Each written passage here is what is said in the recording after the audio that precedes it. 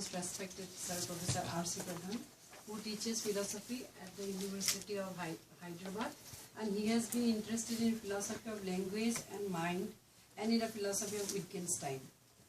Of late, he is interested in metaphysics. He has many publications in these areas. He is currently interested in the metaphysics of consciousness. But at the same time, he is working on Schopenhauer, and from the first day of our Schopenhauer Society, he is associated and he is giving all the support and contributing. Thank you. Respected chairperson, distinguished participants, and fellow student friends, thank you, Dr. Barwar, for your kind introduction. The topic of my paper is Self, World and Morality, exploring Schopenhauer's philosophy in the background of Vedanta.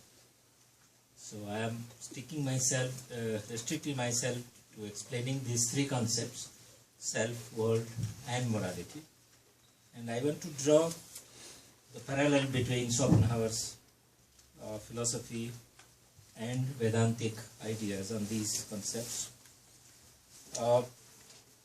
My aim is to explore how Schopenhauer can harmonize his ethics of will with the self-denying ethics of the Vedantic.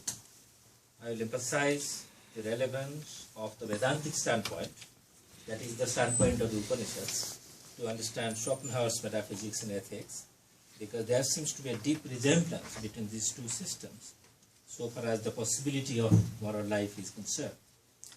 Let me just add a point that I take Schopenhauer's metaphysics to be the basis of his philosophy or his moral philosophy. So what I want to suggest is that unless we understand the very notion of self and the world in the light of Schopenhauer's own concept of will, we will not be able to understand why he emphasizes on the possibility of salvation and also possibility of moral life. Let me therefore explain first the notion of self. Now, both in Vedanta, that is in Upanishads, and Schopenhauer, the notion of self emerges in a very big way. The whole Vedantic literature is really a literature on the knowledge of the self, Atmajnana. So the self remains a crucial concept in the Upanishadic understanding of man. So also in Schopenhauer's metaphysics, the self is emerging as a singularly very important concept. Now, Schopenhauer's metaphysics of the self is parasitic on his metaphysics of the will, so far as the latter is the ultimate source of all individuation. The self is the individuation of the will in the world of space and time. While the will is one and indivisible, the selves are plural as they are conditioned in the world of space and time.